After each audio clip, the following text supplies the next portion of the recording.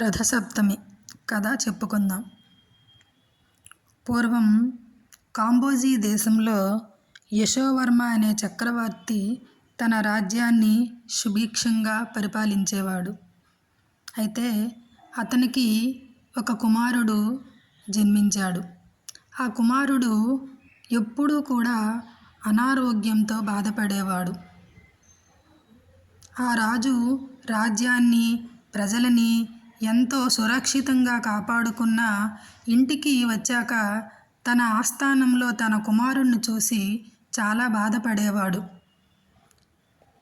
అప్పుడు ఆ రాజు ఒక మహర్షిని పిలిపించి, ఓ మహర్షి, నా కుమారుడు ఎప్పుడూ అనారోగ్యంగానే ఉంటున్నాడు, దీనికి కారణం ఏమిటి, దీనికి నేను చేయవలసిన పరిష్కారం ఏమిటి అని ఆ రాజు ఆ మహర్షిని అడుగుతాడు.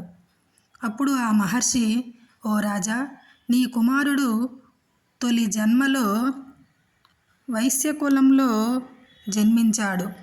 అయితే అతను ఒక లోభి. ఎంతో డబ్బు, ధనం ఉన్నా సరే తను ఎప్పుడూ కూడా మంచి పనులు చేసేవాడు కాదు, దుర్మార్గంగా ప్రవర్తించేవాడు. దానం, ధర్మం అనే ప్రసక్తే ఉండేది కాదు. అందువలన ఆ పాప ఫలితమే ఈ జన్మలో తను ఈ కర్మ అనుభవిస్తున్నాడు. అయితే దీనికి పరిష్కారం ఏమిటి అని రాజు అడిగాడు. అప్పుడు ఆ మహర్షి చెప్తాడు, పరిష్కారం ఉంది మహారాజా. రథసప్తమి రోజున సూర్యోదయానికి ముందే నిద్రలేచి స్నానం ఆచరించి సూర్యభగవానుణ్ణి పూజ చేయాలి. ఆ సీజన్లో మనకు దొరికే చిక్కుడుగాయలతో ఒక రథం తయారు చేసుకోవాలి. ఆవు పాలు, బెల్లం, కొత్త బియ్యం కలిపి ఆవు పిడకలతో పరమాన్నం చేసి పాయసం 7 చిక్కుడు ఆకులలో ప్రసాదంగా నైవేద్యం పెట్టాలి.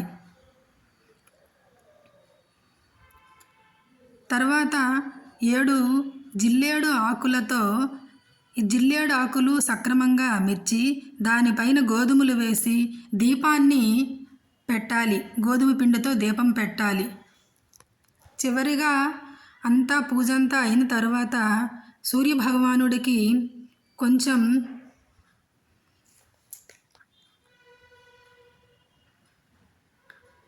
నీళ్ళు చేతిలో వేసి అర్ఘ్యం సమర్పించాలి. ఇలా చేయడం వల్ల ఆరోగ్యంగా నీ కుమారుడు ఉంటాడు అనేసి మహర్షి ఆ రాజుతో చెప్తాడు.